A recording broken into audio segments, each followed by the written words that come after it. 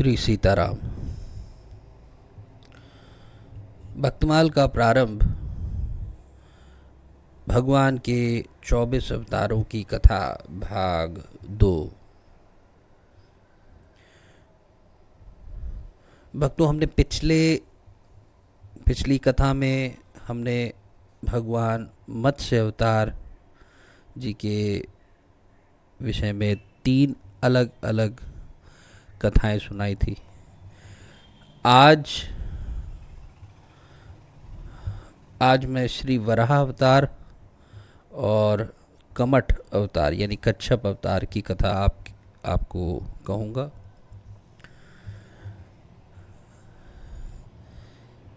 श्री वराह अवतार की कथा कुछ इस प्रकार है कि जब ब्रह्मा जी ने सृष्टि के क्रम का प्रारंभ करने की इच्छा की, सृष्टि विस्तार की इच्छा की, तो उन्होंने स्वयंभू मनु को ये आज्ञा दी। लेकिन उस वक्त पृथ्वी प्रलय के एक आर्णव में डूबी हुई थी और ऐसा देखकर स्वयंभू मनु ने ब्रह्मा जी से कहा, उनसे प्रार्थना की कि आप मेरे और मेरी प्रजा के रहने के लिए पृथ्वी के उद्धार का प्रयत्न करें, क्योंकि मेरे लिए और मेरी प्रजा, जब तक आप जिस सृष्टि का विस्तार चाहते हैं उसके लिए रहने के लिए कोई जगह तो चाहिए, और जब पृथ्वी ही रसातल में है तो फिर वो रहेगी कहाँ, मेरी प्रजा कहाँ रहेगी और मैं कहाँ रहूँगा। तो आप उसे प्रलय से बाहर निकालिए, उसके उद्धार का कुछ उपाय करिए। और तभी स्वयंभू मनु ब्रह्मा जी की आज्ञा का पालन कर सकते हैं सृष्टि के विस्तार के। ब्रह्मा जी जब इस विचार में पड़े तो कि पृथ्वी तो रसातल में और उसे कैसे निकाला जाए, तो वे सर्वशक्तिमान श्री हरि की शरण में गए। वे ऐसा विचार ही कर रहे थे तो ब्रह्मा जी की नासिका से एक अंगुष्ठ प्रमाण, एक अंगूठे के समान एक वराह यानी शूकर बाहर निकल पड़ा और एक ही क्षण में वह पर्वताकार एक विशाल रूप, जैसे कि एक गजेंद्र के सरीखा होकर के गर्जना करने लगा। वे और कोई नहीं थे, स्वयं भगवान श्री हरि थे। शूकर रूप भगवान पहले तो बड़े ही वेग से आकाश में उछले। उनका शरीर बहुत ही कठोर था, उनकी त्वचा पर कड़े कड़े बाल थे, सफ़ेद दाढ़ें थी और उनके नेत्रों से तेज निकल रहा था और उनकी दाढ़ें भी अति कर्कश थी। फिर उन्होंने अपने वज्रमय पर्वत के समान कठोर कलेवर से जल में प्रवेश किया।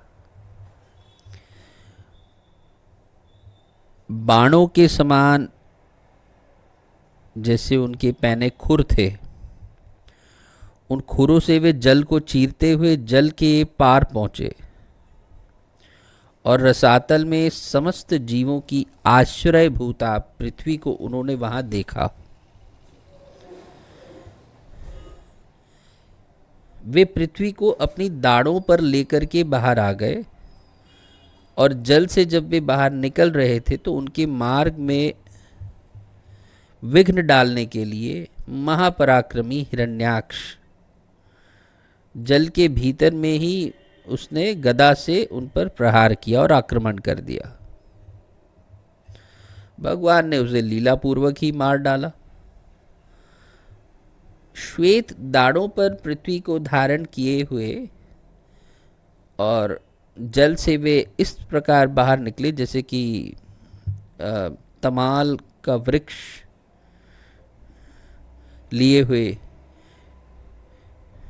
निकल रहे हो, और उनका जो नील वर्ण था उसे देखकर ब्रह्मा जी को निश्चय हो गया कि ये भगवान ही हैं, और वे सब हाथ जोड़ करके स्तुति करने लगे।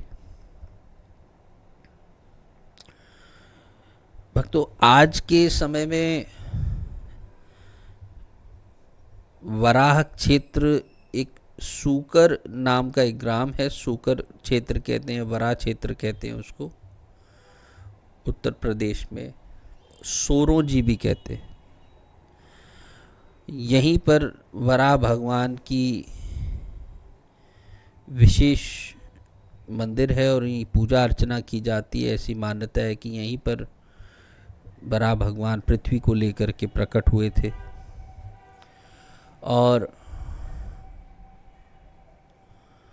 यहाँ पर एक गुप्त गंगा बहती है, और बहुत सारे राजस्थान के मूल के लोग यहाँ पर अपने पूर्वजों को तर्पण करने के लिए और अपनी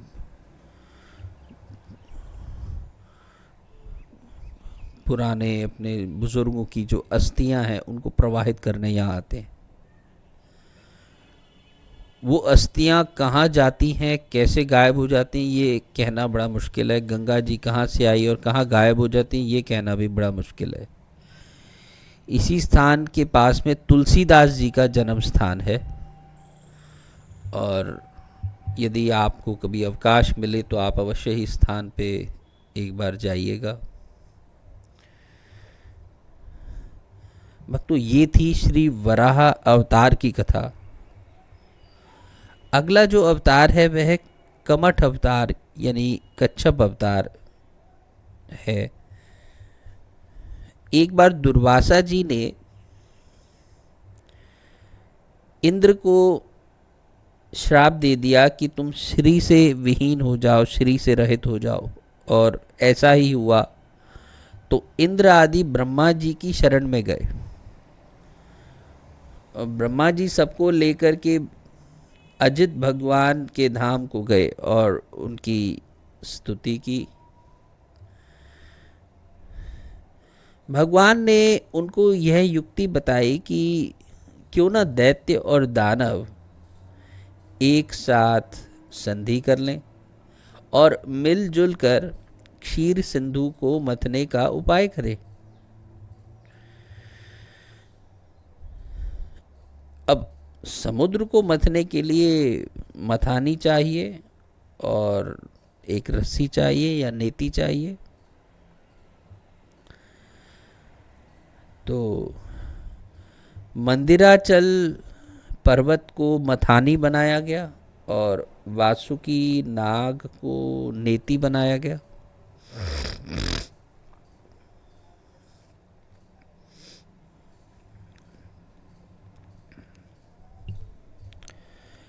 मंथन करने पर सबसे पहले कालकूट निकलेगा। भगवान ने ऐसा कहा कि उससे आप भय न करना, और फिर उसके पश्चात अनेक रत्न निकलेंगे तो उनका लोभ ना करना। भक्तों, यहाँ कालकूट का अर्थ है विष। अंत में भगवान कह रहे हैं कि अंत में अमृत निकलेगा और उसे मैं युक्ति पूर्वक तुम लोगों को पिला दूंगा। तो ऐसा सुनकर के देवताओं ने जाकर दैत्यराज बलि महाराज यानी जो दैत्यों के राजा थे बलि जी, उनसे जाकर के संधि कर ली।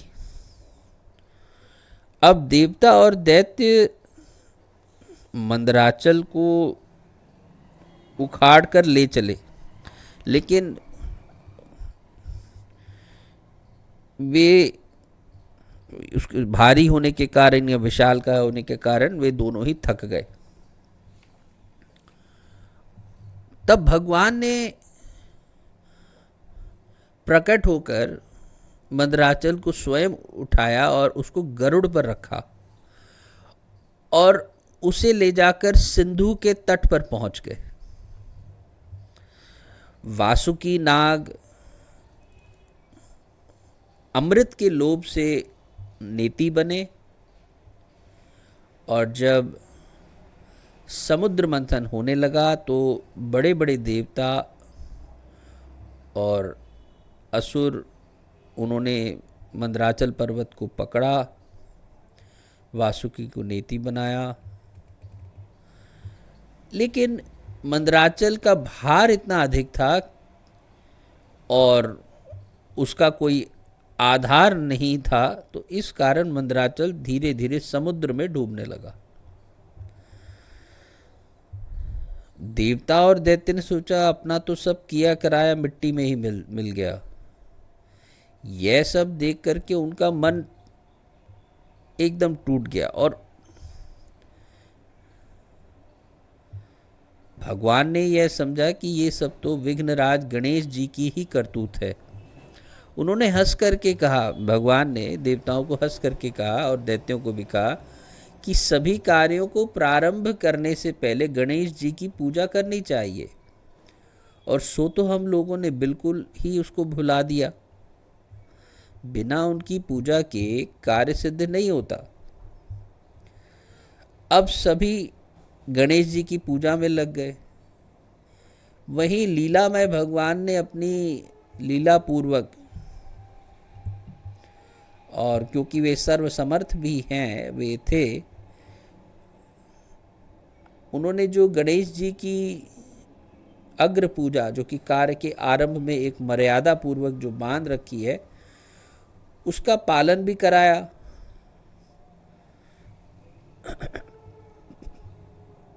और उसके पश्चात भगवान ने तुरंत ही एक विशाल एवं विचित्र कच्छप का रूप धारण करके, कमठ का रूप धारण करके समुद्र में प्रवेश किया और अपनी 1,00,000 योजन वाली पीठ के ऊपर, आप सोचिए कि ये कितना विशाल कच्छप का अवतार था भगवान का, कि 1,00,000 योजन बड़ी उनकी पीठ हो गई। उस पर मंदराचल पर्वत पर, उस पीठ पर भगवान ने मंदराचल पर्वत को ऊपर उठा दिया। अब देवता और दैत्य बड़े ही वेग से समुद्र को मथने लगे। भगवान कच्छप रूप से मंदराचल को धारण किए हुए थे। ये एक स्वरूप था भगवान का, और दूसरे ही स्वरूप से देवताओं के साथ भी रहे थे, यानी कि नेति खींच रहे थे, रस्सी खींच रहे थे वासुकी की। और तीसरे स्वरूप से भगवान मंदराचल को अपने हाथों से दबाए हुए थे कि यह कहीं उछल न जाए। जब मथते मथते बहुत देर हो गई और ये देखा कि अमृत तो निकला ही नहीं,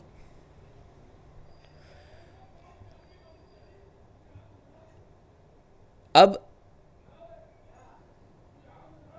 चौथे रूप से भगवान ने सहस्र बाहु होकर स्वयं ही दोनों ओर से मथना आरंभ कर दिया। अब ये देखो, भगवान ने 4 स्वरूप बनाए हैं।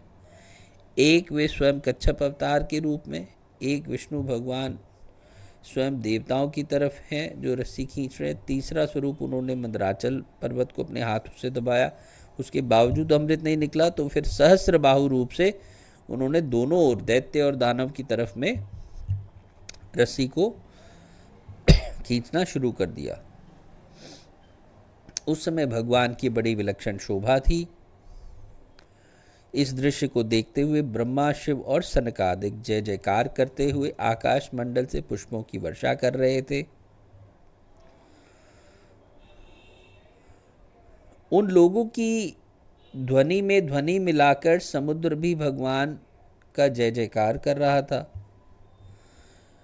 सर्वप्रथम समुद्र से हलाहल कालकूट विष प्रकट हुआ और उससे तीनों लोग जलने लगे, तो उसे देवाधिदेव महादेव जी ने ग्रहण किया। तत्पश्चात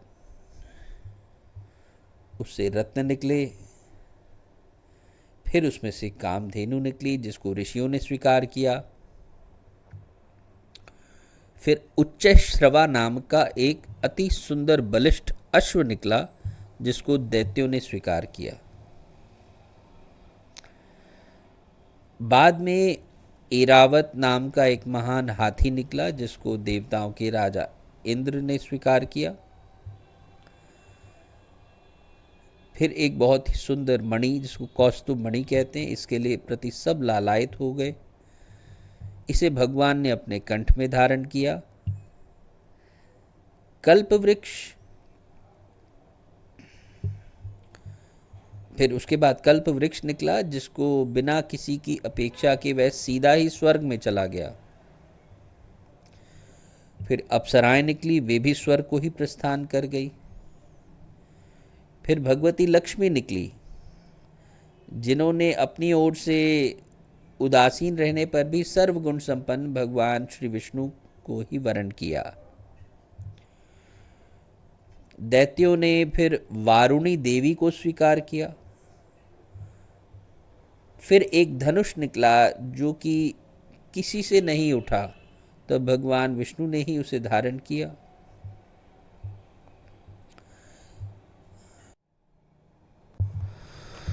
चंद्रमा को अनंत आकाश विचरने के लिए दिया गया और दिव्य शंख को भगवान ने स्वीकार किया। अंत में अमृत कलश हाथ में लिए हुए धन्वंतरी महाराज प्रकट होते हैं और अमृत कलश को देखते ही दैत्यों ने अमृत कलश उनसे छीन लिया और यह देखती देवता उदास हो गए। अब भगवान ने एक और अवतार धारण किया, जो कि मोहिनी अवतार था। मोहिनी स्वरूप धारण करके दैत्यों को व्यामोहित कर अमृत कलश उनसे लेकर अमृत देवताओं को पिला दिया। देवताओं की पंक्ति में सूर्य और चंद्रमा के बीच में एक राहु नाम का दैत्य वेश बदल करके आ बैठा था और उसे अमृत पिलाया ही जा रहा था कि चंद्रमा और सूर्य ने बतला दिया कि ये राहु है, ये तो दैत्य है। ऐसा सुनते ही भगवान ने सुदर्शन चक्र से उसका सर धड़ से अलग कर दिया, परंतु कुछ अमृत उसे मिल चुका था, अतः सर कटने पर भी वो मरा नहीं। इसलिए उसे ग्रहों में स्थान दिया गया। राहु अब भी सूर्य चंद्रमा से बदला लेने के लिए उनके पूर्व अमावस्या और पूर्णिमा पर आक्रमण करता है, जिसको हम ग्रहण कहते हैं। देवताओं ने अमृत पी ही लिया था, भगवान का आश्रय था ही, और इस बार संग्राम में विजय देवताओं की हुई। तो ये कथा थी भगवान के कमठ अवतार यानी कच्छप अवतार की।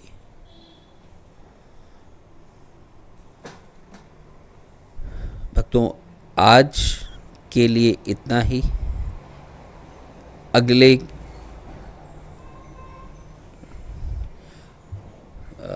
अगली प्रस्तुति में हम नरसिंह अवतार की कथा कहेंगे।